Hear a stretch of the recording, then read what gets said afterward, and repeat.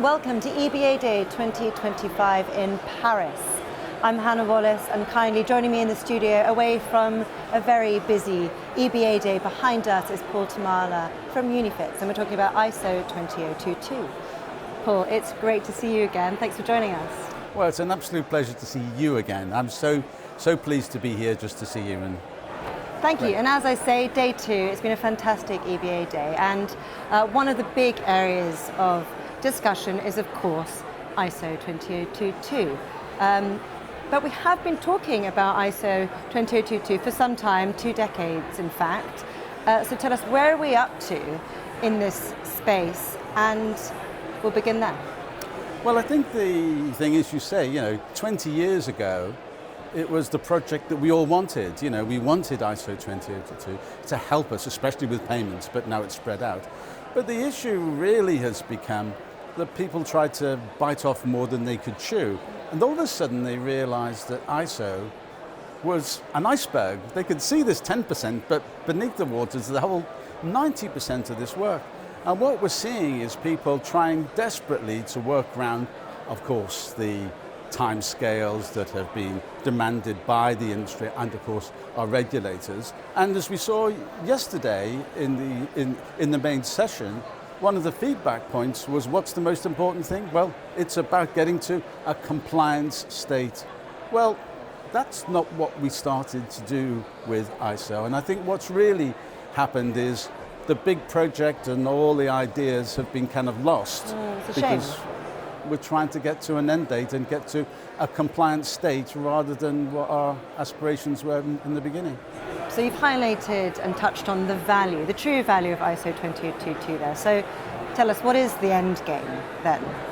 Well, I think the end game is really trying to move from, let's face it, our analog world, which we're still in, unfortunately, into a digital world. But it's not just that. It's about all the rich data that the end client wants help from the bank to get to.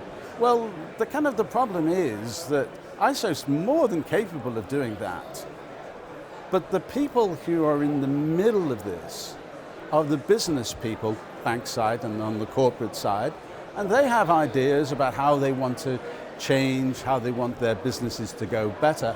But in fact, ISO 20022 has meant that, oh, hold on a second, this is not an IT project, it's a business project. Well, now we need the business people to come and help the IT people to get it to work. Well, they're a finite resource, they always have been. So these are the people that are typically out with the clients, explaining what could happen, the art of the possibility. And guess what?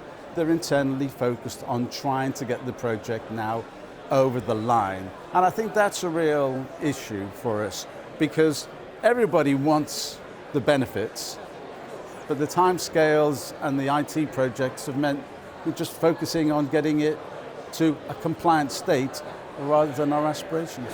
That's really interesting. So what's your advice then? How should the banks and financial institutions change to have that competitive advantage moving forward then?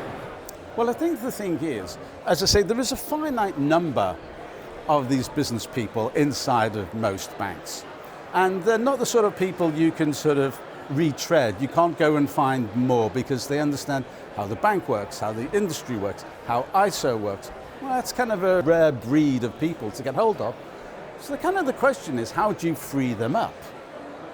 And I think that's really the trick. And what we try to do at Unifits is to say, let's automate that knowledge, so the use cases, the rules, and we can put them in an emulator so that the business people don't have to spend their time doing the internal work, because we've done all that work for them, and they can go and speak to the clients and start to get what they really want to do. And let's frankly be honest with you, it's what the corporates want, it's what the banks want, and it's what those business people want, is to add value.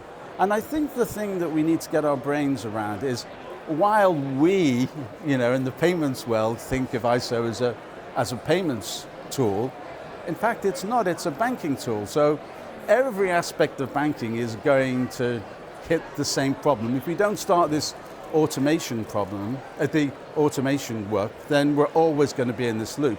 And frankly, to misquote Churchill, You know, this isn't the beginning of the end.